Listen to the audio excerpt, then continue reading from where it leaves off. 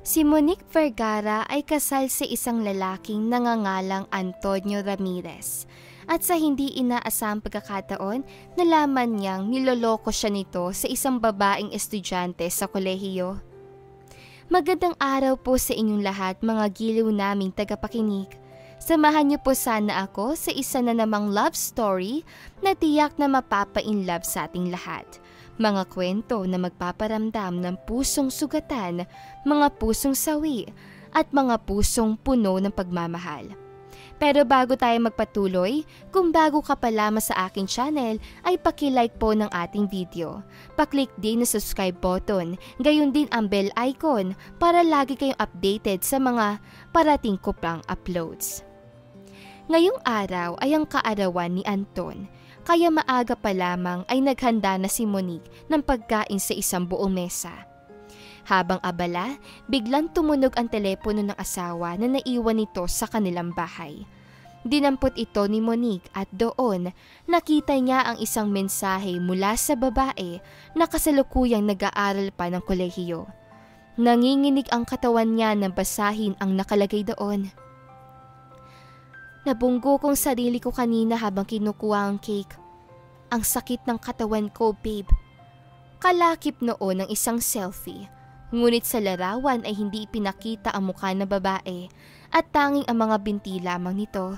Nakasuot ito ng isang mataas na medyas, itim na leather shoes na may bilog sa dulo, at isang kulay asul at puting palda na isang uniforme ng paaralan habang nakataas na nagpapakita ng kanyang manipis at magandang mga binti. Ang maputing tuhod ng babae ay namumula pa dahil sa pagkakabunggo nito. Ang kombinasyon ng kanyang batang pangangatawan at malanding mga salita ay naglalabas ng hindi maikakailang tentasyon. Ayon sa mga sabi-sabi, ang mga matagumpay na CEO ay kadalasang ganito ang kanilang hinahanap sa isang babae upang gawing kabit. Dahil dyan, napahawak na mahigpit si Monique sa telepono habang ang dulo ng kanyang mga daliri ay namumuti na. Ilang sandali lang, may panibago na namang mensahe ang dumating kaya agad niya itong tinignan at binasa. Mr. Ramirez, magkita na lang tayo sa downtown 5-star hotel. Gusto ko sanang ipagdiwang ang kaarawan mo ngayong gabi. Sambit ni Monique mula sa binasang mensahe. Ito ang araw ng kaarawan ni Anton at ang kabit niya ay nagplano ng isang selebrasyon, kaya naman agad kinuha ni Monique ang kanyang bag at agad pumunta sa downtown 5-star hotel na naroon sa mensahe. Gusto niyang makita ang babaeng ito ng personal at para malaman kung sino nga ba itong babaeng estudyante ng kolehiyo. Pagkarating ni Monique sa downtown at akmang papasok na siya sa loob ng kwarto nang makita niya ang kanyang mga magulang na sina Mario at Hilda. Nagulat siya pero agad niya silang nilapitan. Mom? Dad? Anong ginagawa niyo dito? Nauutal niyang tanong sa kanilang dalawa. Agad naman na nagpalitan ng tingin sina Mario at Hilda sa isa't isa. Halata naman ang tila pag-iwas sa mga mata ng dalawa. Monique, bumalik na ang kapatid mo mula sa ibang bansa. Inihatid lang namin siya rito. Paliwanag ng kanyang ina. Nanigas naman sa kinatatayuan si Monique. Si May? Anya sa isip. Mula sa siwang ng pinto ng kwarto, doon nakita niya sa loob si May at napatigil. Si May ay suot ang parehong asul at puting palda na nakita niya sa larawan. Ang babaeng estudyante ay ang sarili kong kapatid na si May Vergara. Si May ay palaging maganda sa mata ng lahat at itinuring na pinakamaganda sa kanilang lugar. Bukod sa magandang muka, siya rin ang may pinakamagandang mga binti sa buong syudad na hinahangaan ng hindi mabilang na mga kalalakihan. At ngayon, ang kanyang minamahal na kapatid ay ginamit ang kagandahan upang akitin ang kanyang asawa. Mapait na napangiti si Monique at tumingin sa kanyang mga magulang. Ako na lang ba ang hindi nakakaalam, ha? Sambit niya sa kanila. Alam mo na hindi ikaw ang gusto ni Mr. Ramirez, Monique. Sambit ng kanyang ama na si Mario. Totoo yan, Monique. Alam mo ba kung ilang babae sa buong Metro Manila ang nangarap makasama si Mr. Ramirez? Kaya imbes na hayaan ng ibang tao na makuha siya, mas mabuti pang ibigay mo na lamang siya sa iyong kapatid. Singit na sabi ng kanyang ina. Napakuyom ng kamao si Monique sa kanyang narinig at galit siyang tumingin sa mga ito. Anak niyo din ako! Pagkatapos sabihin yon, agad siyang tumalikod para umalis na bigla siyang tinawag ni Hilda mula sa likod. Monique, sabihin mo nga sa akin, hinawakan ka ba talaga ni Anton? Nanigas si Monique sa kanyang kinatatayuan na marinig iyon. Huwag mong isipin na may utang kami sa iyo, Monique. Dati si Mr. Ramirez at si May ang kilalang magkasintahan na hinangaan ng lahat. Pero pagkatapos ng aksidente, tsaka lang namin pinilit kang gawing kapalit ni May at pakasalan siya. Sabat naman ni Mario sa matalim niyang boses. Samantala, tinitigan naman siya ni Hilda na may kasamang pagkasuklam at tsaka nagsalita. At isa pa, tignan mo nga ang sarili mo. Wala kang ginawa kung hindi ang maging isang simpleng asawa sa loob ng 3 taon at umiikot lamang ang buhay sa asawa mo. Samantalang si May ay dahan-dahang nagtatagumpay. Malayong malayo na kayong dalawa sa isa't isa. Paano mo maikukumpara ang sarili mo sa kanya? Maging matalino ka sana at ibalik si Antonio Ramirez kay May. Ang mga salitang narinig niya mula sa kanyang mga bugkulang ay tila ba isang patalim na tinutusok ang puso ni Monique. Namula ang sulok ng kanyang mga mata, tsaka siya naglakad, palayo. Agad na bumalik si Monique sa villa. Madilim na ang mga oras sa iyon. Binigyan niya ng isang gabing pahinga ang katulong, kaya naman nagmukhang malamig at walang tao sa loob ng kanilang bahay. Naupo siya mag-isa sa dilim sa dining table habang ang mga pagkaing inihanda niya kanina ay malamig na.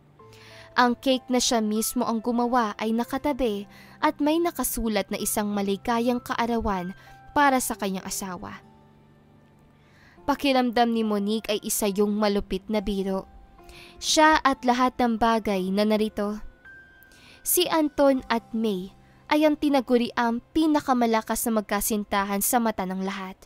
Alam ng lahat na ang beauty queen na si May ay ang minamahal ni Antonio Ramirez.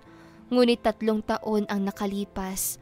Isang bigla ang aksidente sa sasakyan ang nagdulot sa kanya ng pagkaroon ng isang vegetative state at naglaho bigla si May.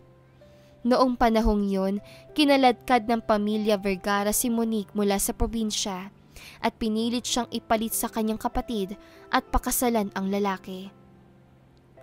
Nang malaman ni Monique na si Antonio Ramirez ang lalaki na lihim niyang minamahal, ay agad siyang pumayag. Sa loob ng 3 taon, habang siya ay nakahiga at walang malay, inalagaan siya ni Monique mula araw at sa gabi. Iniwan niya ang kanyang malayang buhay, nanatili sa loob ng bahay at ibinuhos ang sarili sa paggaling ni Anton. Namuhay si Monique bilang isang may bahay nito na nakatuon lamang sa kanya. At sa wakas, nagtagumpay siya. Tuluyang nagising si Anton. Nag-apoy si Monique ng isang posporo at sinindihan ang mga kandila sa cake. Ang kaunting sinag nito ay nagbigay liwanag sa kanyang refleksyon sa salamin. Isang simpleng asawa na nakasuot ng itim at puting mga damit. Malungkot at walang kaligayahan. Samantala, ang kanyang kapatid na ngayon ay kilalang tao, bata, masigla at higit sa lahat ay pinakamaganda. Kung maituturing, siya ay isang bruha habang ang kanyang kapatid ay isang diyosa. Pagkatapos itong magising mula sa coma, bumalik na si Anton sa kanyang maladyosang babae at iniwan ang kanyang bruhang asawa. At 3 taong yon ay isa lamang kaawa-awang imahinasyon ni Monique. Hindi siya mahal ni Antonio Ramirez, ngunit mahal niya ito. At sabi nga nila, Sa pag-ibig, ang unang nahulog ay palaging natatalo. At ngayong araw, ganap nga siyang natalo. Samantala, bigla na lamang nabasa ng luha ang mga mata ni Monique nang hindi niya inaasahan. Agad niyang pinatay ang mga kandila kaya naman ay bumalik sa dilim ang buong bahay. Ilang sandali lang biglang lumitaw ang maliliwanag na headlight sa labas at ang Porsche 911 ni Anton ay mabilis sa dumating at huminto sa garahe. Biglang kumabog na malakas ang puso ni Monique dahil sa kanyang nasaksihan. Hindi niya akalain na babalik ito dahil akala niya ay hindi na ito uuwi ngayong gabi. Maya-maya lang biglang bumukas ang pinto ng mansyon. Isang matangkad, may magandang mukha na nakasuot ng itim na suit ang biglang pumasok sa loob na nababalutan ng malamig na presensya. Walang iba kung hindi si Antonio Ramirez. Ang pamilya Ramirez ay kilala sa buong Metro Manila bilang tagapagmana. Ipinamala si Antonio Ramirez ang kanyang galing sa negosyo mula noong siya ay bata pa. Sa edad na 16 na taong gulang, nakamit niya ang 2 master degree mula sa Harvard University. Nang magbalik sa Pilipinas, kinuha niya ang Ramirez Enterprise at naging pinakamayamang tao sa buong Pilipinas. Samantala, agad na pumasok si Anton na may matulin na mga hakbang. Bakit nakapatay ang mga ilaw? Tanong niya sa malalim at malamig na tono. Agad niyang hinanap ang switch, tsaka ito binuksan. Ang nakakasilaw na liwanag ay biglang napapikit kay Monique na ilang sandali. Nang buksan niya ang mata, agad siyang tumiti kay Anton. Nakasuot siya ng itim, matangkad at napakagwapo. Ang kanyang perpektong presensya at likas na kabighanian ay siyang pangarap ng hindi mabilang na mga babae. Kaarawan mo ngayon, sagot ni Monique sa kanya. Huwag mong sayangin ang oras mo sa mga ganitong bagay. Ani ni Anton na walang emosyong pinapakita sa mukha nito. Isang bahagyang ngiti ang gumuhit sa labi ni Monique at nagtanong, "Hindi mo ba gusto ang ganito? O ayaw mo lang magdiwang kasama ako?" Napatingin si Anton sa kanya, ngunit ang tingin nito ay walang pakialam. Malinaw na ayaw niyang magsayang ng mga salita sa kanya. Isipin mo kung ano ang gusto mong isipin. Agad na itong tumalikod at umakyat patungo sa 2 palapag ng bahay. Napabuntong hininga si Monique dahil alam niyang ganito ito palagi. Kahit ano ang gawin niya, hindi niya kayang palambutin ang puso nito. Tumayo si Monique mula sa pagkakaupo at tinignan ang likod nito, tsaka sinabi, "Kaarawan mo ngayon at gusto ko sanang bigyan ka ng regalo." Ngunit, hindi huminto si Anton sa paglakad o tumingin man lang sa kanya pabalik at malamig na sinabi, "Hindi ako interesado." Ngumiti si Monique habang unti-unting nanginginig ang kanyang mga labi. Taas noo siyang tumingin sa lalaki at nagsalita, "Antonio Ramirez, maghiwalay na tayo." Napahinto sa pag-akyat ng hagdan si Anton at bigla itong natigilan. Humarap siya at ang matalim nitong mga mata ay nakatutok sa kanya. "Maghiwalay na tayo, Antonio Ramirez. Gusto mo ba itong regalo sa kaarawan mo?" Nakatitig ng diretso si Monique kay Anton habang matapang niyang binitawan ang mga salitang yon. Hindi man lang kumurap ang magagandang kilay at mata ni Anton sa sinabi niya. "Dahil lang ba hindi ko ipinagdiwang ang birthday ko kasama ka, ay mag-iingay ka na agad tungkol sa divorce?" Sambit ni Anton. "Bumalik na sa bansa si May, hindi ba?" Sagot naman ni Monique. Pagkarinig sa pangalan ni May, gumuhit ang isang malamig na ngiti sa mapipinong labi ni Anton. Malalaking hakbang ang ginawa niya. Unti-unting lumalapit sa direksyon ni Monique, tsaka tahasang sinabi, "Nagsaselos ka ba kay May?" Bilang pinakabatang business tycoon ng kanyang henerasyon, taglay ni Anton ang makapangyarihang presensya na gawa ng kanyang estado, yaman at impluensya. Nang lumapit siya, kusa namang umatras si Monique palayo. Tumama ang kanyang likod sa malamig na pader dahil sa patuloy niyang pag-atras. At bago pa siya makagalaw, tila dumilim ang kanyang paningin. Nakalapit na si Anton sa kanya habang inilagay ang kamay sa pader sa tabi niya. Tsaka kinulong siya sa pagitan ng matigas niyang dibdib at ng malamig na pader. Ibinaba ni Anton ang kanyang mga mata tsaka siya tinitigan nang may mapanuksong ngiti sa kanyang labi. Alam ng buong lugar na ang dapat kong pakasalan ay si May. Hindi mo ba alam yan na sinadya mong palitan siya at maging Mrs. Ramirez? Hindi ka naman nagreklamo noon, kaya bakit ngayon ang daming mo sinasabi?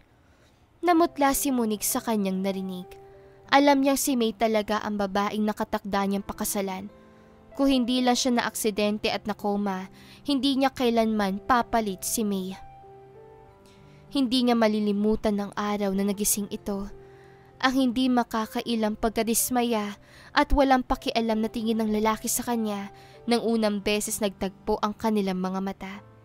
Simula noon, palagi na sila sa magkaibang kwarto na natutulog. Ni minsan, hindi siya pinansin ni Anton. Mahal niya si May at alam niya ni Monique. Pero tinitigan ni Monique ng malalim ang gwapong mukha ni Anton at unti-unti itong lumabo saka pumalit ang imahe na binatil yung dati niyang kilala. Hindi mo ba talaga ako naalala, Antonio Ramirez? Anya sa isipan. Mukha yatang sa nakaraan na lamang siya nanatili para sa lalaki. Kalimutan mo na yon, Monique! Ang 3 taong ito ay ang magiging huling alay ni Monique sa nararamdaman niya para sa lalaki. Pinigilan niya ang pait at kirot sa kanyang dibdib na sinabi, "Tapusin na natin tong walang sexual na kasal."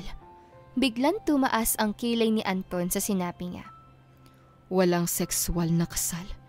Tanong niya sa malamig na tono. Iniangat pa nito ang kamay at hinawakan ang makinis sa baba ng babae. Pinisil ng hinlalaki ang kanyang pulang labi habang marahas itong hinaplos. Kaya pala gusto mong makipaghiwalay. Ang ibig sabihin ay nangangailangan ka na ngayon? Dagdag na sabi ni Anton. Biglang namula ang mukha ni Monique sa kahihiyan na parang hinog na kamatis. Hindi yan ang ibig ko sabihin! Sigaw niya sa isip.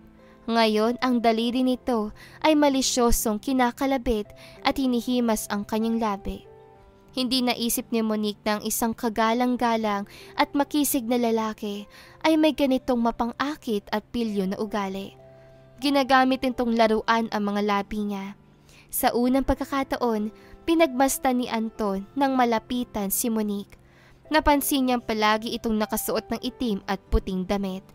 May malalaking itim na salamin at parang binabalot ang sarili tulad ng isang matanda.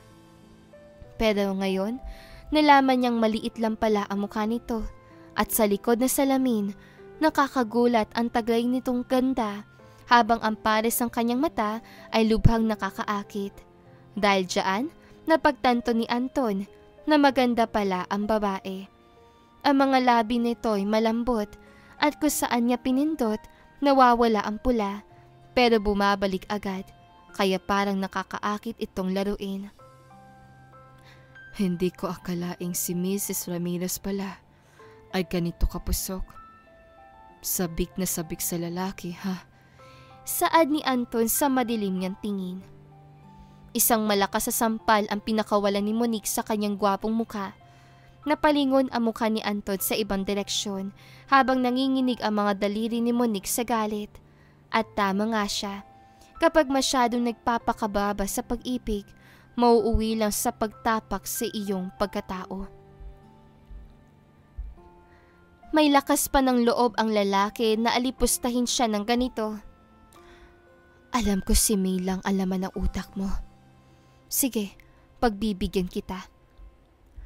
Ibabalik ko sa kanya ang titulo ng pagiging Mrs. Ramirez.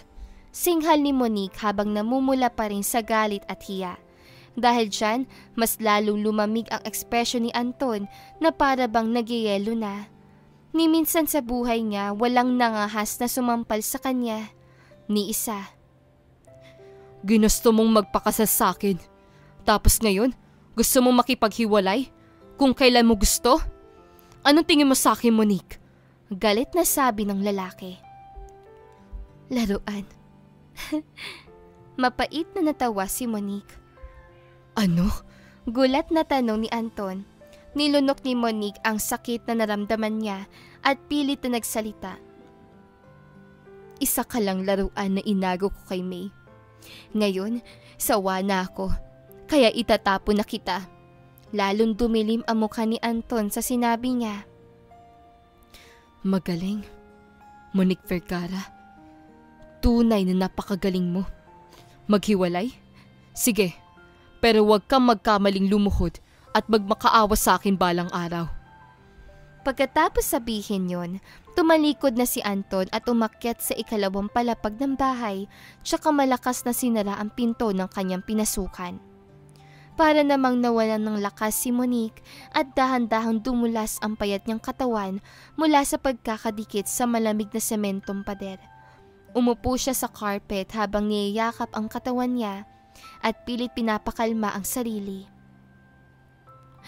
Hindi na kita mamahalin pang muli, Antonio Ramirez. Kinabukasan, binuksan ni Manang Inday ang pinto na study at pumasok ito. Samantala, nakaupo naman sa kanyang upuan si Anton habang abala sa pagbabasa ng ilang dokumento at kilala itong workaholic. Sir? Ani ni Manang Inday sa maingat na tono.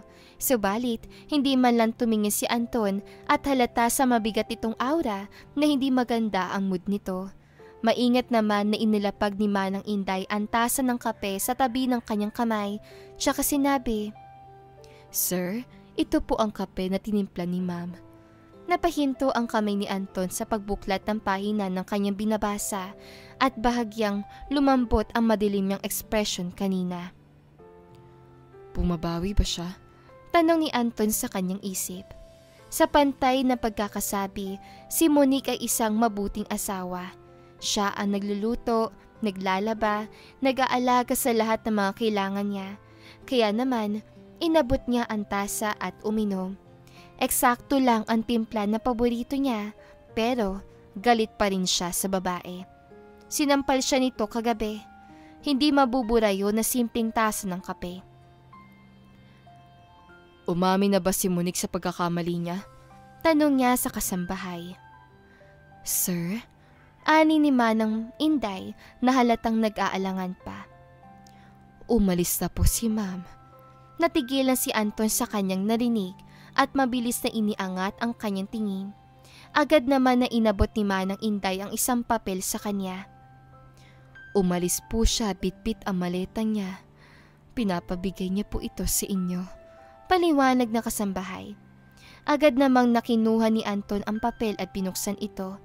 Bumungad naman sa kanya ang mga salita tungkol sa kasunduan ng kanilang paghihiwalay, kaya naman natahimik siya. Ang buong akala ni Anton ay bumabawi ito dahil sa ginawa niya kagabi, pero hindi pala. Maiba pala itong plano. Sir, sabi po ni Ma'am na inumin niyo raw po ang kape at pirmahan na agad ang kasunduan na riyan. Dagdag na sabi ni Manang Inday sa kanya. Nandilim ang mukha ni Anton at tinignan niya ang tasa, tsaka malamig na nagsalita. Itapon mo yan. Lahat na nandyan! Nanlaki naman ang mata ni Manang Inday dahil sa sinabi nito.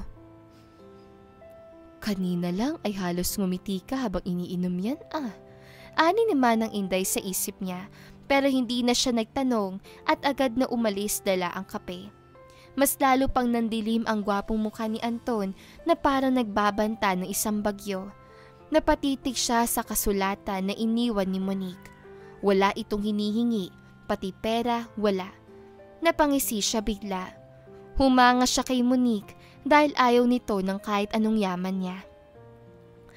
Paano mabubuhay ang isang probinsyanong katulad niya nang walang pera? Hindi ba't kaya siya nagplanong magpakasal sa akin noon ay para yumaman?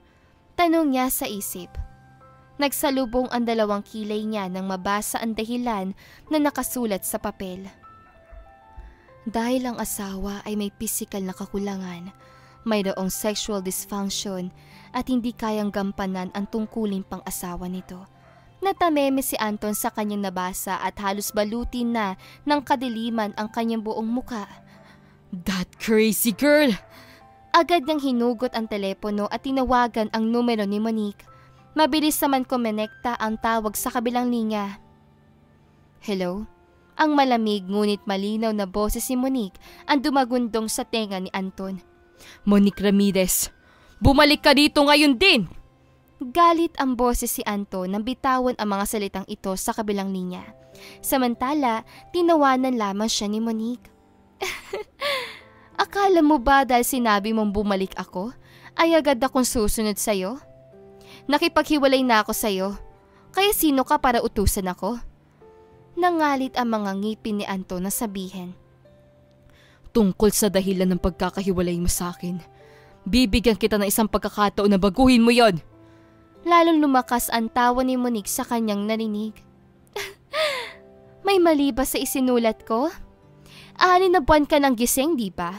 Pero sa 6 na buwang yan, ni minsan hindi mo malang hinawakan ng kamay ko. 3 taon kang nakoma. Ngayon na maayos ang katawan mo, may dahilan ako para pagdudahan kung gumagana pa bang pagkalalaki mo. Siguro ay inutil ka, na kaya mas mabuti pa magpatingin ka sa isang magaling na doktor. Ang tanging hiling ko lang sa paghihiwalay natin ay sana mabilis kang gumaling at mabawi mo ang iyong pride bilang lalaki. Ani ni Monique. Napakunot ng tuluyan si Anton at halos halata na ang ugat sa noo nito dahil sa pagpipigil ng galit niya. Sa isip niya, wala na sa kontrol ang babae. Sa mga susunod na araw, ay ipapakita ko sa iyo kung ano kaya kong gawin, Monique. Makikita mo! Singhal niya dito. Pasensya ka na, pero hindi mo makukuha ang pagkakataong yan, Anton. Monique! Napasigaw na lamang si Anton sa pangalan niya at kasunod noon ang biglang pagtunog ng telepono. Hudyat na natapos na ang tawag. Monique Vergara! Halos sumabog na siya sa galit nang malamang busy ang kabilang linya sa pagtawag niyang muli sa babae. Samantala, nakarating naman si Monique sa apartment ng matalik niyang kaibigan ni si Althea. Pagkababa ng tawag, humagalpak ito ng tawa at pinigyan siya ng thumbs up. Monique, grabe yun! Baka nalunok na ni Antonio Ramirez ang sarili niyang dugo sa inis ngayon. Sambit ni Althea sa kanya habang tumatawa. Naalala ni Monique kung paano siya naging masyadong mapagpakumbaba noon dahil sa pagmamahal, kaya lagi siyang minamaliit nito. Ang pagmamahal ay dapat magsimula sa pagmamahal sa sarili na para sa isang babae. Dapat mahalin muna ang sarili at yan ang napagtanto ni Monique. Sabi ni Althea, 3 taon nang nakalipas nang mabalitaan ni May na naaksidente si Anton at halos maging inutil ito ay bigla siya naglaho. Sino ba mag-aakalang magigising pa at hahanapan ulit yung babaeng yon? Nabuti na lang at wala na siya. Nagbukas si Monique ng white rabbit na candy at isinubo ito sa bibig. Medyo naibsan ang pait sa puso niya ng tamis na dala ng candy na iyon. Itong kinaibahan ng minamahal at hindi minamahal, Althea. Anya sa mahinang tono. Napansin naman ni Althea na marami na pala nakain na candy si Monique kaya hinilang niya ito patayo. Kaya mo yan, Monique. Kung iniwan mong isang puno, may malaking gubat pa na naghihintay sa'yo. Ngayong gabi, magbubuk ako ng 8 magagandang lalaki para sa iyong single nights party. Napahawak na lamang sa noo si Monique at natawa sa sinabi ng kaibigan niya. Bigla namang inagaw ni Althea ang itim na salamin ni Monique at itinapon ito sa basurahan. Ang salamin ko, Althea! Sigaw niya at nagpumilit itong kuhanin sa kanya. Agad naman siyang pinigilan ni Althea at sinabi, Monique, masyado mo na ipinokos ang sarili mo sa akademya, kaya kapit na kapit ka dyan sa salamin mo. Gayahin mo si May. Ayusin mo sarili mo. Magpaganda ka kung kailangan. Biglang naalala ni Monique kung paano siya ikinumpara ng mga magulang sa kanyang kapatid. Hindi lang mga magulang niya, pati na ni siguro sa mata ni Anton na hindi siya kaakit-akit. Sa isang banda naman, hinila siya ni Althea palabas ang pinto. Tara na, mamimili tayo. Ipapa-ice kita mula sa buhok, kuko, damit, makeup, lahat na. Isa itong malaking makeover. Gusto kong makita ni Anton at ng iba kung gaano ka talaga kaganda. Saad ni Althea at nagpatuloy. Oo nga pala, sigurado ka ba na wala kang kukunin ni isang kusing kay Anton pagkatapos niya maghiwalay? Hindi na, may sarili akong pera. Sagot niya rito. Ano? Pati pera niya, hayaan mo na lang kay May? Aba, dapat lang na magpasalamat sa iyo si May kung ganon. Hindi na lang kumibos si Monique sa sinabi ni Althea at nagsalita pa itong muli. Nasaan yung card na binigay sa ni Anton? Mabuti na lang at galante na tao si Anton. Binigyan siya nito ng itim na gold VIP card, pero ni minsan hindi niya nagamit. Kinuha ni Monique ang card mula sa bag niya at pilyang kumindat sa kaibigan, tsaka sinabi, ngayong araw, gagastos ako ng marami at si Mr. Ramirez ang sasagot sa lahat ng bills ko. Nang gabing yon, Evergreen Club. Isa sa pinakasikat at pinakamagarbong lugar sa Metro Manila ang Evergreen Club. Lahat ng anak mayaman at batang business tycoons ay doon nagwawaldas ang pera. Malakas ang beat ng musika na pinaandar ng DJ ng club na siyang halos ikabaliw ng mga tao sa loob. Sa madilim na VIP table, nakaupo si Anton sa gitna ng couch. Suot niya ang itim na polo at slacks. Nakarolyo ang kanyang manggas kaya kita ang matipunong bisig niya at mamahaling relo. Ang malamig at aristokratikong presensya niya ang siya naging magnet niya sa mga babaeng naroon at pasulyap-sulyap sa kanya. Katabi niya ang kaibigan niyang si Julius Montano, tagapagmana ng pamilya Montano, kasama ang iba pang mayayamang binata. Bro, anong sabi mo? Nakikipaghiwalay daw si Monique sa'yo? Natatawang sabi ni Julius sa kanya. Nang dahil dyan, nagtawanan ang grupo. Sino bang hindi nakakaalam na baliw si Monique kay Antonio Ramirez?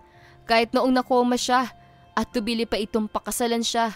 Tapos ngayon, gusto nitong makipaghiwalay? Magpustahan tayo. Ilang araw lang tagal bago bumalik si Monique at magsusumamo makipagbalikan kay Anton. Ani ng isang lalaki. Pupusta ako na hindi pa matatapos ang araw na to, magte-text yan sa kaibigan natin. Sagot ni Julius sabay tawa. Samantala, nanatili namang madilim at malamig ang mukha ni Anton. Halata ang inis sa mukha nito. Agad niyang binuksan ang cellphone niya at tinignan ang chat nilang dalawa ni Monique. Kagabi pa ang huling mensahe kung saan pinadalhan siya ng litrato na isang pampalakas sa pagkain. Habi, kahit okay na mabuto mo, kailangan mo pa rin uminom nito. Umuwi ka ng maaga ha? Pag-scroll niya, puro mensahe galing kay Monique ang mga nakita niya. Ni isa, hindi niya ito sinagot. At ngayon, sobrang tahimik. Walang bagong mensahe na nagmula sa babae. Nakaramdam si Anton ng inis na hindi niya maipaliwanag. Ilang sandali lang, tumunog ang kanyang cellphone. Isang text message ang biglang pumasok. Sabi ko na nga ba, nag-text na si Monique kay Anton. Sigaw na sabi ni Julius. Pagkatapos sa ilang segundo, sunod-sunod na dumating ang mga mensahe at nagtawanan na naman ang buong grupo. Hindi nakatiis. Miss na niyang kaibigan natin. Bro, buksan mo na. Tignan natin dahil sigurado nakikiusap ito na bumalik. Kumunot naman ang kilay ni Anton. Talaga bang nag-text siya? Kung nagsisisi siya, bakit pa siya nagyabang kanina? Anya sa isip at agad binuksan ang messages. Ngunit natigilan siya. Dear VVIP user, your card is ending 0475 was used at Glamour Nail Salon for a purchase of 5,000 pesos. Malakas na binasa ni Julius ang text message na nakita nito sa cellphone ni Anton, kaya naman nagkatinginan ang lahat. Halatang nagulat. Mabilis naman na nag-scroll si Anton at nakitang ibang resibo na may halagang 3,000 piso sa isang hair salon, halos 80,000 pesos sa Chanel at 200,000 sa LV. Walang pinalampas sa pagkakataon at tanging notifications lamang mula sa binayaran ang lumalabas habang ang grupo naman ay natameme. Para silang sinampal ni Monique mula sa malayo, kaya nakakapanibago ang katahimikan sa kanila. Namula sa inis ang mukha ni Anton at binagsak ang cellphone. Hindi na niya alintana ang gastos. Ang ikinagalit niya ay kahihiwalay pa lang nila. Pero gumala pa rin ito at nag-shopping pa. Nakakabilib talagang babaeng yun. Talagang nakakabilib. Anya sa isip. Ang babaeng 3 taon na parang alipin niya, bigla na lang nagkaroon ng pangil. Bro, anong balak ni Monique? Nagpaganda siya? Nagpalinis ng kuko? Nagpaayos ng buhok? Bumili ng damit? Ginagaya ba niya si May ngayon? Tanong ni Julius. Si May ang pinakamaganda at beauty queen dito, habang si Monique naman ay pambahay lamang itsura. Kahit anong gawin niya, magmumukha pa rin siyang gaya-gaya. Wala na magbabago sa kanya. Nagtawanan ulit sila habang nilalait si Monique. Ilang sandali lang, biglang umingay ang loob ng club. Tignan niyo, may isang Diyosa! Napalingon ang lahat sa entrance dahil sa mga salitang iyon. Si Monique ay biglang dumating. Pagkatapos ng isang matinding pamimili sa mall, dinala agad ni Althea si Monique sa Evergreen Club dahil determinado siya bigyan ito ng isang malupit na singles party ngayong gabi na ito. Hindi naman inaasahan ni Monique na makakasalubong niya sina Anton at ang iba pang naroon. Natural lamang na narinig niya ang mga patutsyada at panlalait nila sa kanya. Kilala niya ang mga tao sa marangyang VIP table na naroon, kabilang na si Julius Montano na kabilang sa parehong grupo ni na Anton. Si Julius ay matalik na kaibigan ni Anton. Noong panahon na mainit at lantaran ang relasyon nila ni na Anton at May, gusto siya ng lahat, maging si Julius na tinuturing na rin itong matalik na kaibigan ang kapatid ni Monique. Sa mahigit 3 taon, hindi kailanman nakapasok si Monique sa kanilang grupo. Hindi siya kailanman tinanggap ng mga ito. Tinawag siya ng mga ito na isang desperadong substitute bride at probinsyanong walang alam. Sa isip ni Monique, kapag hindi ka malang isang lalaki, hindi ka ring igagalang ng kanyang mga kaibigan. Samantala, nagpanting naman ang tenga ni Althea at agad na itinaas ang manggas ng kanyang damit. Susugatan ko yung mga bunganga nila. Galit niyang usal. Hinawakan naman agad siya ni Monique. Hayaan mo na, Althea. Nakipaghiwalay naman na ako at hindi na kailangang malungkot sa sinabi ng mga taong yan. Napansin ni Althea ang malamig at walang pakialam na ekspresyon ni Monique. Kaya't napilitan siyang pigilan ang galit. Sa mga oras sa iyon, parami ng parami ang mga matang nakatingin kay Monique. At tinatawag na siyang Diyosa ng mga ito. Diyosa? Saan? Sumunod ng tingin si Julius sa lahat at agad siyang natigilan. Grabe! Sobrang Diyosa nga! Lahat ng mga anak mayaman sa paligid niya ay napanganga. Kailan nagkaroon ng mala-Diyos sa mukha dito sa club? Ngayon ko lang siya nakita. Bro, tignan mo yung magandang babae. Ani ni Julius kay Anton. Sanay na si Anton sa mga babae, mula sa mga maamo hanggang sa mga makurba, kaya't hindi na siya interesado pang tumingin. Pero katapat lang ng lamesa nila ang direksyon ni na Monique. Iniangat niya ang ulo at nakita ang babae. Tinanggal ni Monique ang kanyang itim na salamin, nilisan ang dati niyang matamlay at walang buhay na anyo. Ang kanyang makinis at maputing mukha na parang nyebe, kasama ng likas na magandang hubog ng kanyang buto. Ang kanyang mahabang itim na buhok ay dumadaloy na parang alon sa kanyang balikat. Isang tunay na Diyosa. Napako ang tingin ni Anton sa kanya ng 2 segundo. Anong masasabi mo sa mala-Diyosa na yan, bro? Tanong ni Julius sa masiglang boses. Nagsimula naman na magpulungan ng iba. Hindi siguro siya gusto ni Mr. Ramirez. Gusto niya yung kagaya ni May, malambot at maamo. Hindi yung malamig na Diyosa na yan. Tignan niyo nga yung mga hita ng Diyosa. Parehong maganda tulad ni May. Nakasuot ng maikling palda si Monique na lubos na kakaiba sa dati niyang konserbatibong pananamit. Sa unang pagkakataon, nasilayan ang kanyang mga hita na may perpektong hugis, makinis at may hubog. Ang mga hitang kayang painitin ang imahinasyon ng sinumang lalaki. Hindi pa uhuli tulad kay May. Pinagmasdan naman ni Anton ang Diyosa na tinatawag nilang nang mas matagal at pakiramdam niya ay parang nakita na niya ito noon. Bigla naman dumating ang grupo ng mga lalaki entertainer at lahat ay makikinis ang balat, magaganda ang muka at mahaba ang mga binti. Pumila sila sa harap ni Monique. "Monique, pumili na tayo ng 8, sambit ni Althea na nakangiti. Bilang selebrasyon sa kanyang kalayaan mula sa mapait na kasal, sumang-ayon si Monique. Lahat sila ay gusto ko. Samantala, nagsimula namang magbilang si Julius sa mga lalaking nasa harapan ni Monique. 1, 2, 3, 4, 5, 6, 7, 8. Grabe! Kumuha ng 8 male entertainer ang mala-Diyosang babae! Saad ni Julius. Nagkomento naman ng iba. Bakit pagagastos? Basta sabihin lang ng Diyosa, libre na kami. Nagtawanan ang lahat dahil doon at ilang sakit lang biglang nagring ang telepono ni Anton. May bago na namang notification mula sa gastos. Kinuha niya ang cellphone at tinignan ito. Ano na naman ang binili ni Monique? Tanong niya sa isip.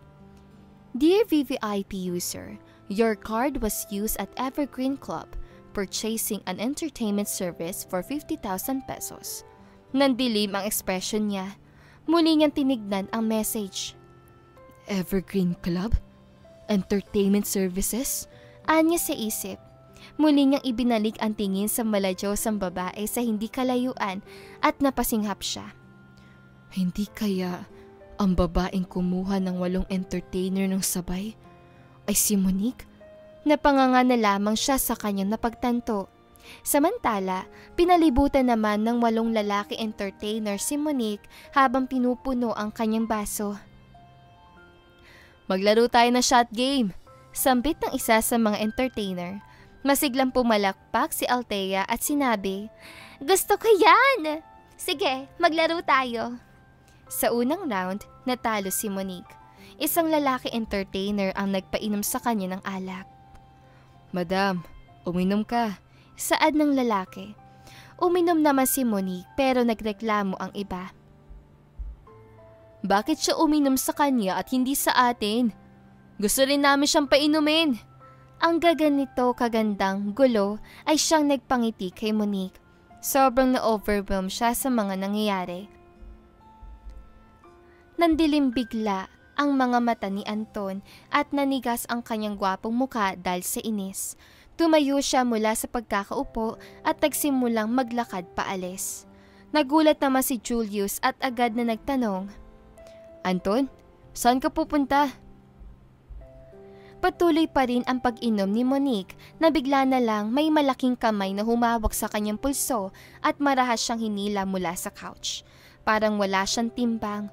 Napatingala siya sa gumawa nun sa kanya at pumugad sa paningin niya ang seryoso at madilim na mukha ni Anton. Nanlaki ang mata ni Monique at agad na nagpumiglas. Bitawan mo nga ako, Anton! Singhal niya sa lalaki. Subalit malamig lamang ang mukha nito habang marahas siyang hinihila palayo. Napatalon pa si Althea mula sa pagkakaupo na magsalita siya. Anton! Ano ginagawa mo? Bitawan mo nga si Monique!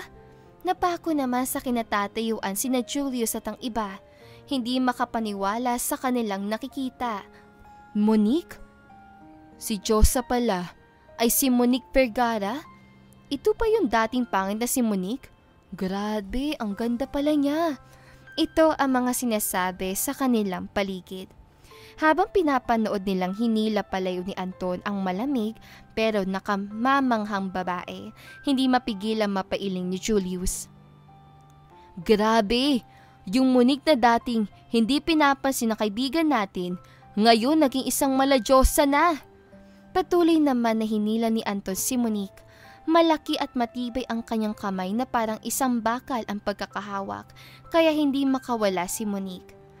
Mahaba ang mga hakbang nito, kaya't halos mapadaustos si Monique. Ano ba, Anton? Bitawan mo nga ako! Utos niya sa lalaki, at biglang itinulak ni Anton si Monique. Dahilan para tumama ang kanyang likod sa malamig at matigas na pader. Nandilim ang paningin niya na biglang tumapat ang matangkad at matikas sa katawan ni Anton na ngayon ay ikinulong na siya sa pader. Halos magliyab na ang mga mata ni Anton dahil sa inis niya sa babae. Akala mo ba ay pwede ka na magkalat dahil akala mong wala na ako? Monique Vergara Ramirez. Nakakunot ang noo ni Monique. Teka lang kasi, hindi kita maitindihan. Bakit galit na galit ka, Anton? Nagkikiskisan ang mga ngipin ng lalaki. Monique, sino nagsabi sa'yo na ganyan ang suotin mo? Ang sexy. Halos kita ng kaluluwa mo. Sexy? Bulong ni Monique sa sarili, kasabay ng paniningkit ang mga mata. Ano ba kasi ang pinagpuputok ng butsi mo? Mabilis sa pinasadahan na tingin ni Anton si Monique at ang napakaikling palda nito. Tignan mo nga sarili mo. Halos makita na ang mga hita mo. Gusto mo bang ipakita na lang sa lahat ang mga binti mo, Monique? Medyo maikli nga ang palda pero si Althea ang pumili na suot niya. Hindi naman ganoon ang pananaw ng matalik na kaibigan. Monique, hindi ka naman nagpapakita ng lace kahit noon pa. Kaya ngayong gabi, ipakita natin kung sino talaga ang may pinakamagandang binti sa buong lugar. Dahil doon, nakumbinsi siya ng kaibigan na suotin iyon. Bahagyang itinaas ni Monique ang kilay niyang elegante. Dahan-dahang sumandal si Monique sa pader. Tila tamad pero elegante pa rin. Itinaas din niya ang kanang binti. Ang takong ng kanyang high heel sa sandal ay dumampi sa hita ni Anton. Itim ang pantalon ng lalaki at hapit sa mahaba at matipo nitong binti. May lamig at kontrol ang tindig. Marahang gumalaw ang mga makinis at maputing daliri ng paa ni Monique habang patuloy sa pag-akyat at baba sa hita ng lalaki sa isang mapang-akit na paraan.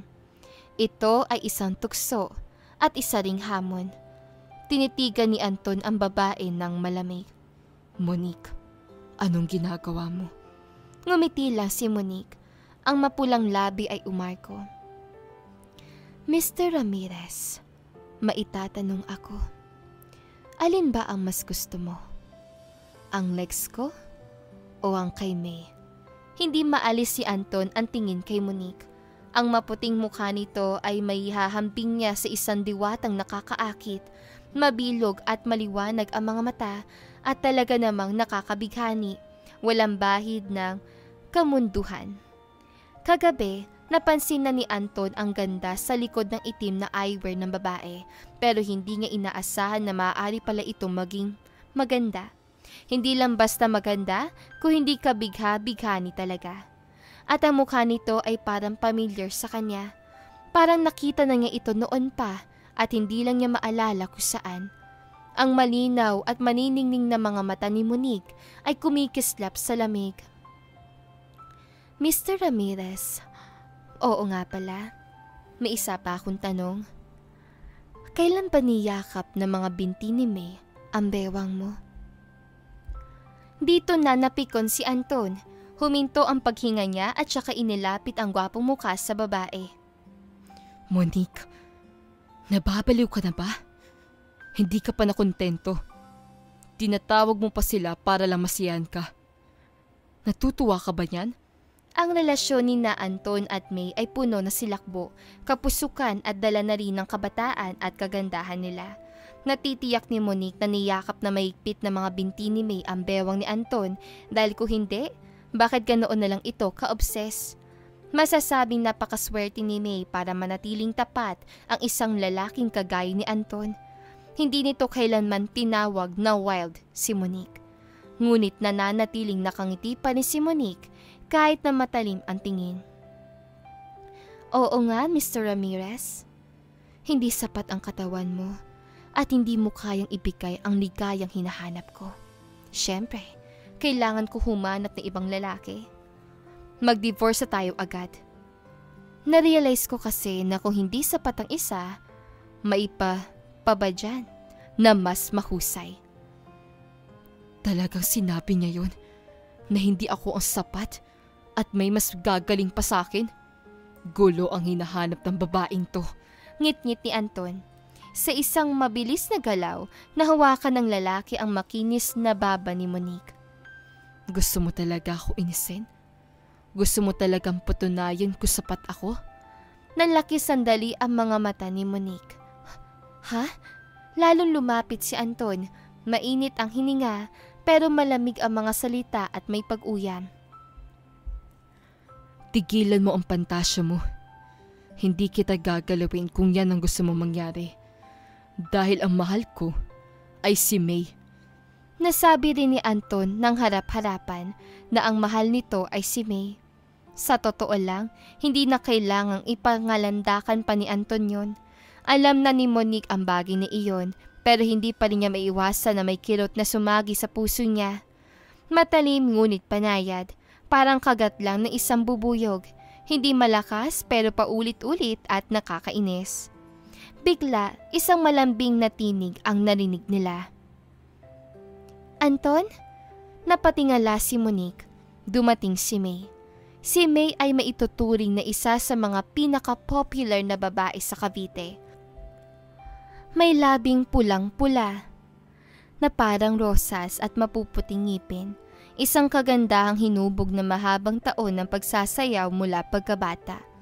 Na makita si May, agad na binitawan ni Anton si Monique at lumapit sa bagong dating na babae.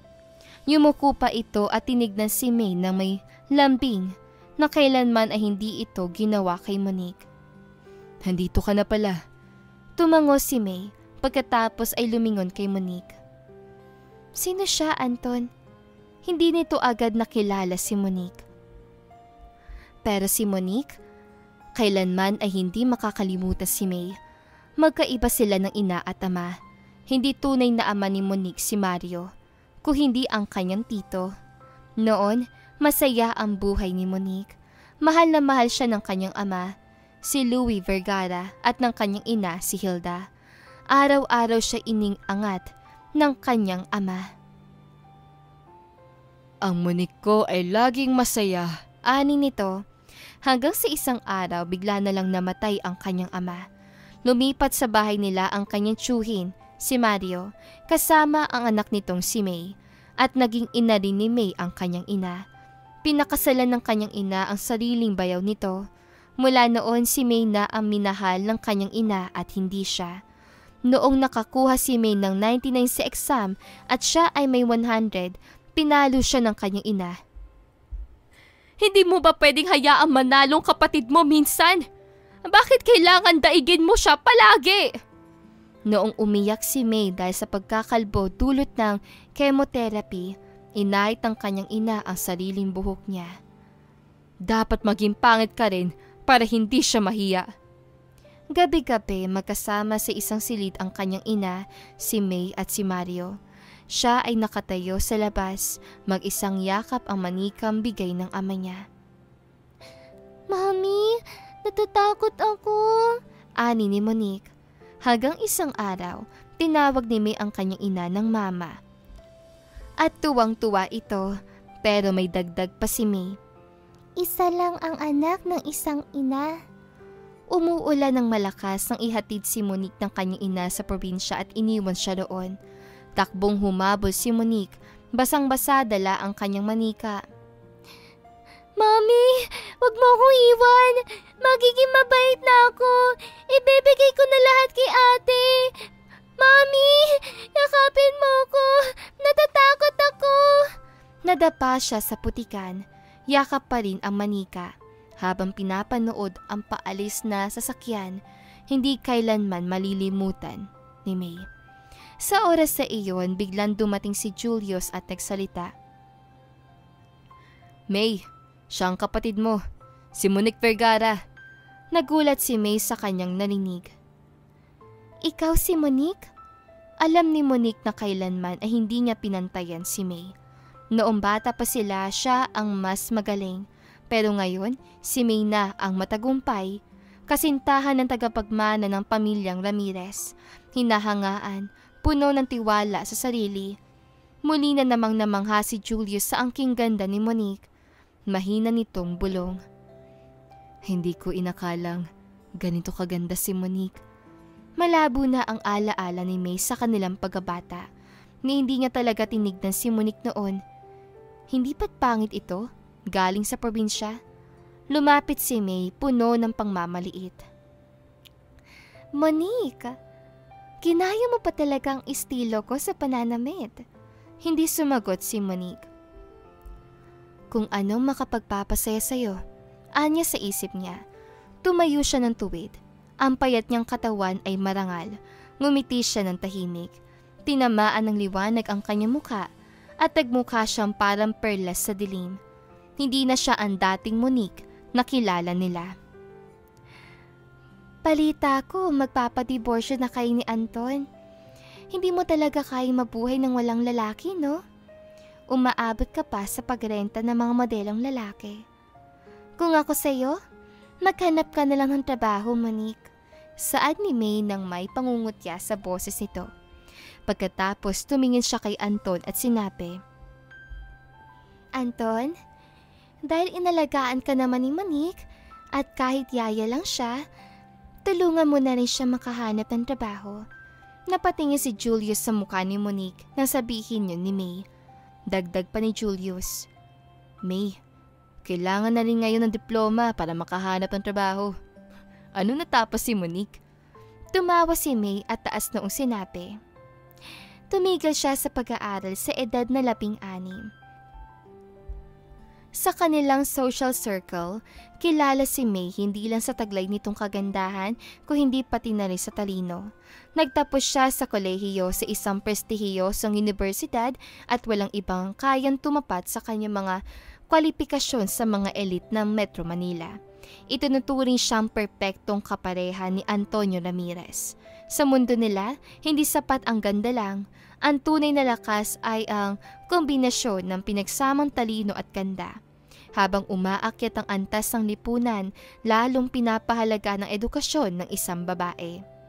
Ang pagkagiliw ni Julius kay Monique kanina ay agad na naglaho.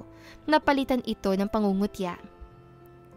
Monique, totoo bang tumigil ka sa pag-aaral noong 16 years old ka pa lang? Tumingin si Monique kay May na punong-puno ng yabang, tsaka ngumiti ng walang pakialam. Oo, totoo yan. Umirap si Julius. Si Anton ay tumigil rin sa pag-aaral noong 16 din siya. Pero genius ang kaibigan ko. May 2 master's degree siya mula Harvard na nakuha niya noong 16 siya. Samantalang ikaw, baka hindi mo pa yata tapos ang high school. Tumawa pa ito ng malakas at mapanuya. Si May naman ay nakatayo sa itaas habang tinitignan si Monique na para lang itong isang butil ng alikabok. Si Anton naman na matangkad at matikas ay nanatiling tahimik. Tumatama sa kanyang malamig at gwapong muka ang ilaw mula sa hallway habang hindi inaalis ang tingin kay Monique. 3 taong ginampanan ni Monique ang pagiging isang masunuring may bahay ni Anton. 3 taon na rin na umikot ang buhay nito sa kanya, kaya hindi na niya ikinagulat ang kakulangan nito sa edukasyon. Pero sa kabila ng panlalait, hindi nakitaan si Monique ng hiya o takot. Kahit nakatakot-takot na paninirang inabot niya, napanatili niya ang diretsong tingin kay Anton. Ngumiti pa nga si Monique na mahinahon at muling nagsalita. Oo nga, ang galing ng pagkakataon ano? Ang galing nga, irap ni Julius. Sa hindi malaman dahilan, may kumislot sa dibdib ni Anton. Ngayon lang niya napansin kung gaano kaganda ang mga mata ni Monique. buhay na buhay at kumikislap. "Monique!" sigaw ni Althea habang tumatakbo papalapit. Galit ito habang nakatingin kay May. "Hoy, ano? Inaapi mo na naman si Monique? Wala na talaga kayong magawang matino, no?"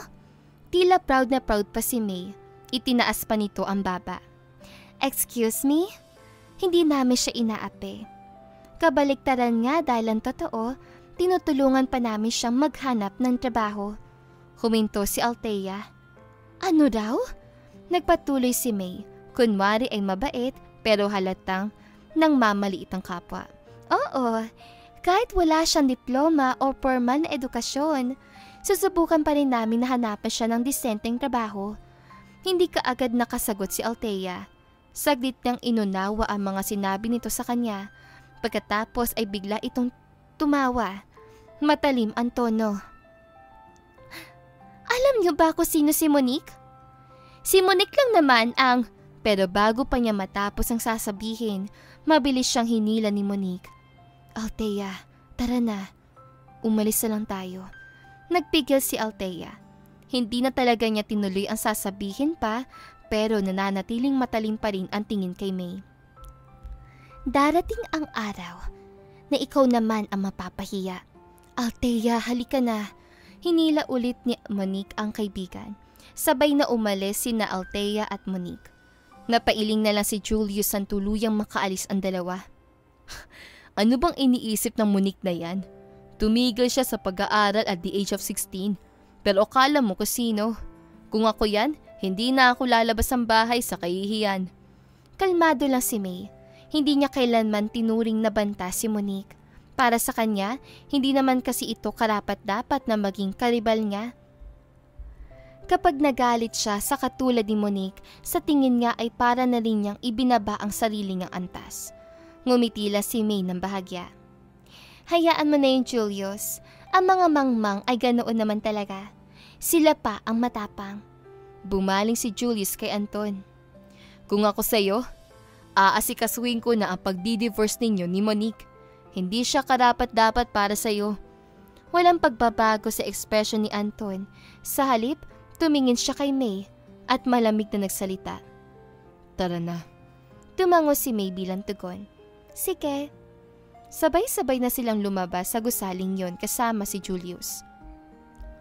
Paglabas nila ng bar, may biglang tumawag. "Mr. Ramirez!" Hinanap ni Anton ang may-ari ng boses at nang mahanap niya, lalo siya nagulat dahil sa pamilyar na mukhang yun.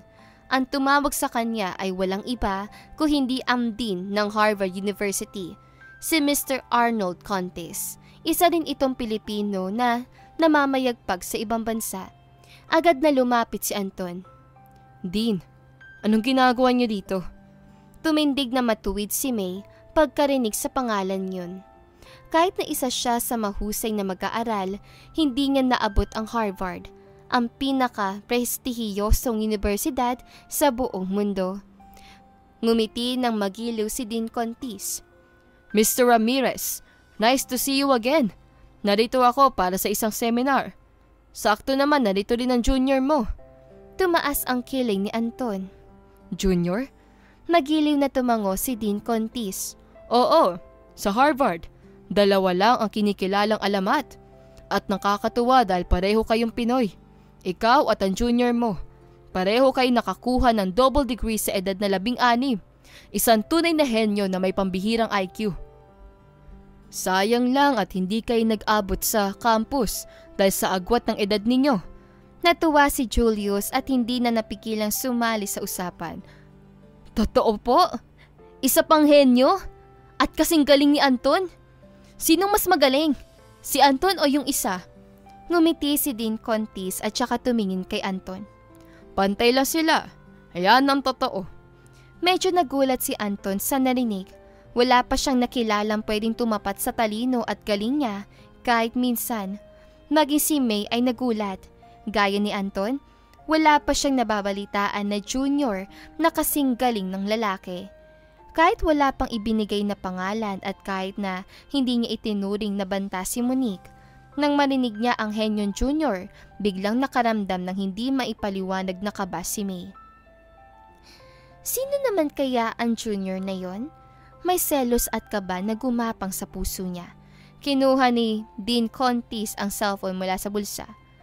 Mr. Ramirez, ipinadala ko na ang messenger mo ang contact details niya. I-add mo na lang siya kapag may oras ka dahil narito rin siya sa Maynila. Nararapat lang na asikasuhin mo siya bilang senior niya. Tumango si Anton. Wala pang problema din. Pagkaalis nito, muli na namang sumingit si Julius. Anton, i-add mo na! Gusto ko na siyang makita! Dinukot ni Anton ang cellphone niya mula sa bulsa at naroon nga ang pinadalang contact details.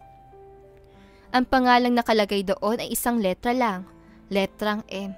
Puti ang background. Naguluhan naman si Julius. Isang letra lang? Bitin naman. Anong ibig sabihin ng M? Hindi rin alam ni Anton. Pinindot lang niya ang details na pinasa sa kanya at nag-add friend. Nilagay din niya ang pangalan niya bilang mensahe. Pending pa rin yun. Sabik na sabik si Julius. Kapag inaccept niya, ipakilala mo agad sa akin. Hindi ba? Babae daw yan. Idol ko na siya agad. Napansin ni May kung gaano sila kaabala para sa misteryosang junior at napangiwi. Saktong dumating ang isang magarang sasakyan, isang itim na Porsche 11. Nasa manibela si Mike, ang personal secretary at driver ni Anton. Kinuha ni May ang pagkakataong yon para ibahin ang usapan nila. Anton, nariyan ng kotse. Tara na! Kumaway si Julius sa kanila at tigpaalam. Bye! Tahimik na umusad ang kotse sa kalsada. Sa loob ng eleganteng kotse, magalang na nagtanong si Mike mula sa unahan. Sir, saan po tayo? Sa simbahan, sa kumpanya. Sagot ni Anton. Tumingin si May sa lalaki. Malambing ang mga mata. Pumasok ang liwanag ng mga ilaw galing sa labas na nagpatingkad sa pino at gwapong mukha ni Anton. Para itong isang artista sa isang classic movie. Malamyos ang boses ni May na magsalita. Anton, ano pa ang meron sa inyo ni Monique? Bigla ka bang nagkaroon ng interes sa kanya dahil gumanda na siya ngayon? Sinalubong ni Anton ang tingin ni May. Walang gana ang boses na magsalita. Asawa ko siya. Ano man ang mangyari sa amin, normal lang yon. Hindi ba ikaw din naman ang dahilan kung bakit kami naging mag-asawa? Ikaw ang nagbigay sa kanya sa akin. Napapidlag si May. Siya pa rin ang sinisisi nito. Sinisisi siya ni Anton dahil sa pag-iwan niya dito ng 3 taon nang makomatose ito.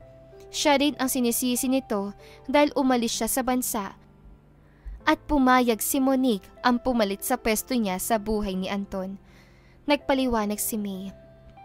Anton naman, babalik na naman ba tayo riyan? Si Monique ang nagpumilit na pakasalan ka that time. Wala akong magawa. Pinutol ni Anton ang sasabihin pa sana niya. Talaga bang naniniwala ka sa sinasabi mo? Tumahimik si May. Kinagat ang labi at sumimangot. Fine. Inabando na kita ng 3 taon. Kung may galit ka pa ni sakin, makipaghiwalay ka na lang. Mabilis naman ako makausap. Kung ayaw mo na sa akin, sabihin mo lang. Mike, ihinto mo ang kotse. Handa na si May na bumaba. Pero bago pa siya makagalaw, mabilis na nahawakan ni Anton ang pulso ng babae at hinila ito palapit sa dibdib niya. Mababa at mapanuksong boses ang narinig ng babae. Sus, nagtatampo na naman. Tinikom ni May ang labi pagkatapos ay ngumiti ng matamis. Puno ng kasiyahan ang puso niya. Tuluyan niyang ibinagsak ang katawan sa bisig ni Anton at inangat ang makinis na mukha para tignan ito. Alam ko naman na hindi mo ko kayang tiisin. Hindi mo ako kayang iwanan. Panayag niyang bulong. Si Antonio Ramirez ang pinakamayamang lalaki sa Cavite. Gwapo at matikas. Higit sa lahat makapangyarihan at kayang yumanig ng mundo sa isang iglap kung gugustuhin niya. Sa madaling salita, siya ang kumakatawan sa lahat ng pantasya ni May pagdating sa isang lalaki. Pero 3 taon na ang nakalipas na masangkot si Anton sa isang aksidente at nakoma. Idineklara ng mga doktor na hindi na ito muling magigising kaya nagduda siya noon. Hindi alam ni May kung paano niya ilalaan ang pinakamagandang taon ng buhay niya para sa isang lalaking ganoon ang kalagayan. Kaya tumakas siya. Walang nag-akala na si Monique ang papalit sa pwestong iniwan niya, at sa loob lamang ng 3 taon, nagising si Anton. Hanggang ngayon, hindi pa rin alam ni May kung paano yun nangyari. Mismong ang mga batikang doktor na tumingin kay Anton ay tinawag itong isang medical miracle. Kaya bumalik ulit si May dahil alam niyang mahal pa rin siya ni Anton at kailanman ay hindi siya nito kayang bitawan. Tinitigan ni Anton ang babae. Kung hindi dahil sa nangyari noon, sa palagay mo ba ay kaya pa kitang mahalin ng ganito? Sa pagbanggit nito ng noon, nanigas si May at nagkaroon ng bakas ng guilt sa kanyang mga mata. Agad niyang inibang usapan. Magkatabi pa kayo matulog ni Monique? Muling ibinaling ni Anton ang tingin sa kanya. Kung hindi kami magkatabing matulog, ikaw ba ang dapat kong katabi? Alam na ni May ang sagot. Hindi pa. Hindi pa pwede dahil labag yun sa batas. Sinadya lang niyang itanong yon at sinakyan lang ito ni Anton. Kaya binigyan siya nito ng isang mapaglarong sagot. Gustong-gusto ni May ang ganitong ugaling ni Anton. Para sa kanya, isang kaakit-akit na kombinasyon yon na pagiging sadyoso at pagiging mapanukso. Sa ilang salita lang, napapulan nito ang pisngi niya. Ang malamig at tahimik na lalaking gaya ni Anton ay ang mga tipo ng lalaki na isang tuklasin kung anong klase ng apoy ang nakatago sa ilalim ng kontrol nito. Biglang gumalaw si May, inikot ang katawan at umupo sa kandungan ni Anton. Sa ganoong paraan nakayakap siya sa leeg nito at saka inilapit ang mga pulang labi para bumulong ng napakalambing. Gusto mo ba akong tabihan? Mabilis sa itinaas ni Mike ang divider sa pagitan nila.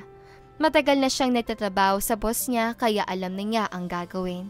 Habang si Anton ay tahimik lang na nakatitig sa babae. Provocative ang suot nito, isang pulang spaghetti strap na damit. Habang nakakandong si May sa kanya, bahagyang umangat ang laylay ng palda at nabunyag ang mahaba at makinis itong mga binti na nakapulupot sa pantalon ni Anton. Kaakit-akit at mapang-akit, hinigpitan lalo ni May ang pagkakapulupot sa bewang ng lalaki.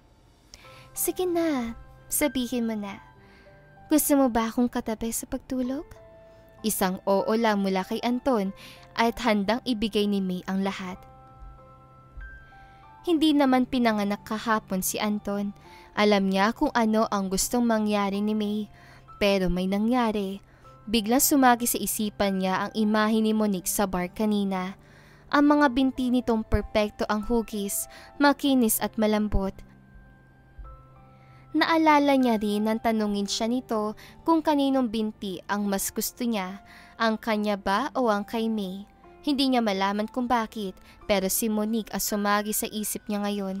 Naalala din niya ang paraan ng pag-angat nito ng binti, ang itim na high heels nito habang umiikot sa bukong-bukong, kung paanong dumulas ang daliri nito sa paa sa kahabaan ng kanyang hita at nagtanong kung ang mga binti ba ni May ay pumupulupot din sa bewang niya.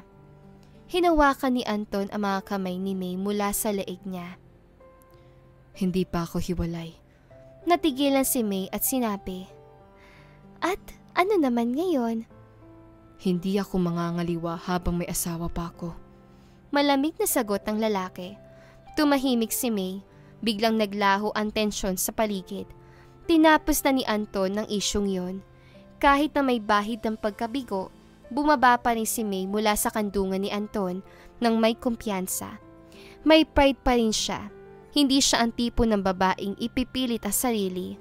Hindi niya ipipilit na ibigay ang sarili ng buo kung hindi rin siya tunay na ninanais ang lalaki.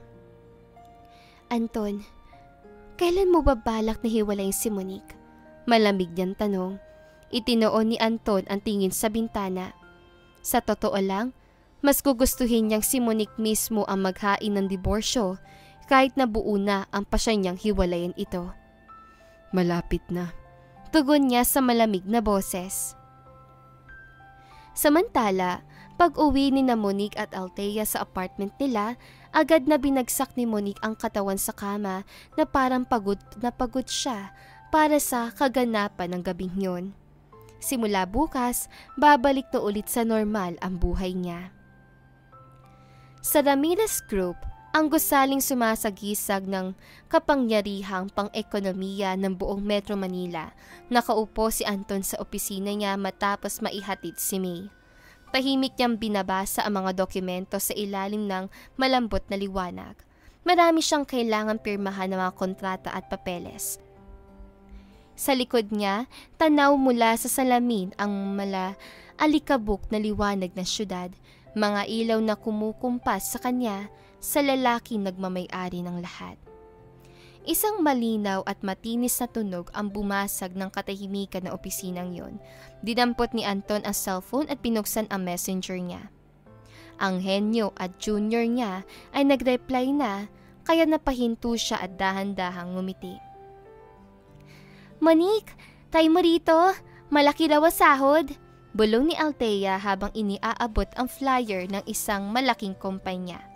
Napabuntong hininga si Monique. "Sana tanggapin ako, kahit wala akong diploma." "Hoy!" sabat ni Althea, hinawakan ng kamay niya. "Hindi hadlang ang past mo. Ang mahalaga, lumalaban ka ngayon." Kinabukasan, maaga siya nag-apply. Pagkapasok niya sa opisina, agad siyang tinignan ng HR manager mula ulo hanggang paa.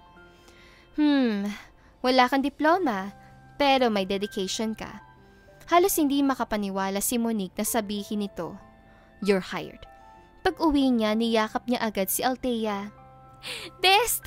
Natanggap ako! See? Sabi ko sa iyo eh."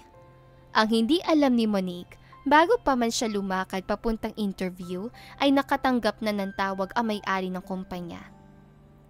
"Siya ang asawa ko. Tulungan mo."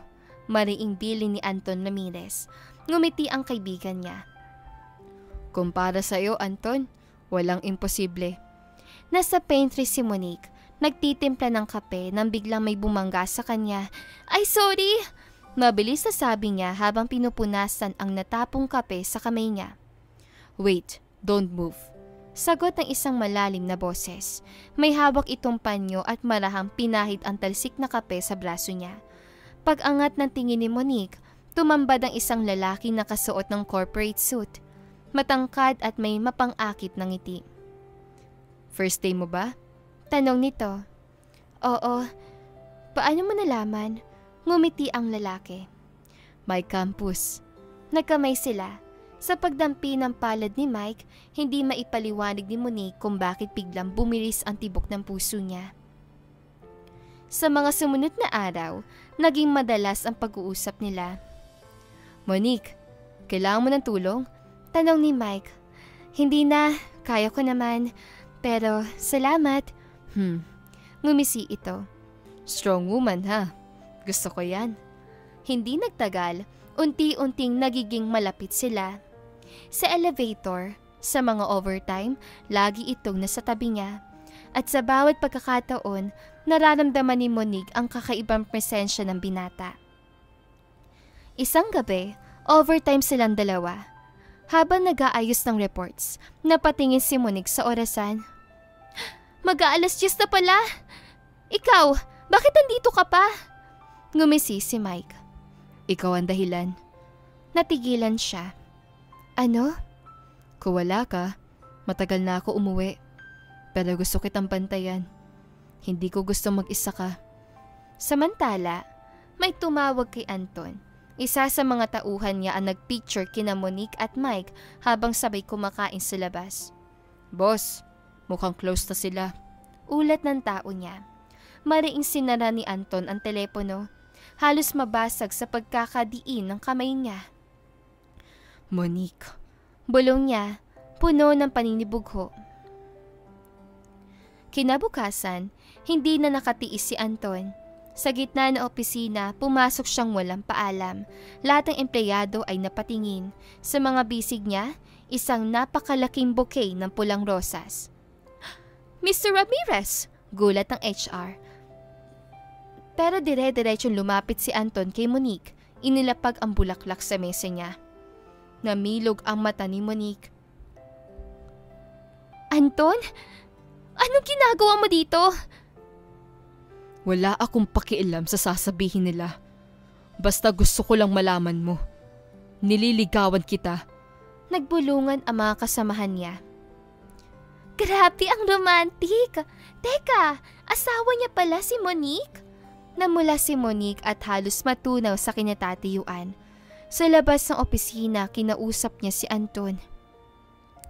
Anton, bakit mo ito ginagawa? Hindi ba nagpasa na tayo ng divorce papers? Tahimik lang ang lalaki pero matalim ang tingin niya. Monique, tatanungin kita. Gusto mo ba talaga matapos tayo? Anton, hindi ko alam. Pero akala ko, ngumisi ito ng mapait. Kung akala mo matatapos agad ang lahat dahil lang sa pirma, nagkakamali ka. Hindi alam ni Monique, pinapending pala talaga ni Anton ang proseso. Dahil ngayon sigurado na talaga si Anton sa kanyang nararamdaman para kay Monique. Hindi niya kayang mawala ito sa kanya. Hindi niya kayang tuluyang bitawan ng asawa. Simula noon, hindi tumigil si Anton. Araw-araw may bulaklak sa mesa ni Monique. May chocolates, may sulat kamay na note. Pagbutihan mo sa trabaho. Break time? Sagot ko na, Anton. Hanggang sa mismong si Mike ay hindi na nakatiis. Mr. Ramirez. Malamig na sabi nito nang mahuli niyang binibigay ng pagkain si Anton kay Monique. Hindi ba tapos na kayo? Tumitig si Anton. Hindi pa. At kahit anong gawin mo, hindi pa din matatapos dahil asawa ko siya. Isang araw, tinawagan si Monique na may-ari ng kumpanya. Monique, may dapat kang malaman. Ang lahat ng opportunity mo dito, trabaho, scholarship, ay dahil kay Anton Ramirez. Siya ang lumapit sa akin. Halos manghina si Monique sa narinig. Agad niyang tinawagan si Anton at nakipagkita. Humarap siya kay Anton. Lahat pa ng ito, ikaw ang may gawa? Monique. Lumapit ito at marahang hinawakan ang pisngi niya. Oo, pero hindi para kontrolin ka. Ginawa ko to kasi gusto kong makita mo, kaya mo. At gusto kong maramdaman mong hindi ka kailanman nag-iisa. Bumagsak ang luha ni Monique. Sa unang pagkakataon, hindi niya na pinigilan ang sarili. Yumakap siya kay Anton. Antang ako. Bakit hindi ko to nakita noon? Ikaw pala talaga. Monique. Bulong ni Anton, halos manginig. Bigyan mo pa ako ng isa pang pagkakataon. Mahal kita. At doon, tuluyan nang bumigay ang puso ni Monique. Si Mike, bagamat nasaktan, ay kusang umatras. Si May, tuluyan na naglaho, wala nang kapangyarihan. At si Monique, ang babaeng dating hinamak, ngayon ay may magandang kinabukasan at isang asawang handang ipaglaban siya kahit sa huling pagkakataon. At dito po nagtatapos ang kwento ni na Anton at Monique. Sa kabila ng lahat ng pagsubok, selos at pagkakamali, pinatunayan nila na kung tunay ang pagmamahal, lagi itong makakahanap ng paraan upang muling magsama. Nawa ay may matutunan kayo na ang tiwala, pagpapatawad at paninindigan ay mahalagang susi sa matatag na relasyon. Kung kayo si Monique, pipiliin nyo rin ba si Anton o si Mike? I-comment nyo sa ibaba ang inyong sagot at huwag kalimutan mag-subscribe para sa mas marami pang kwentong puno ng aral at kilig. Maraming salamat po!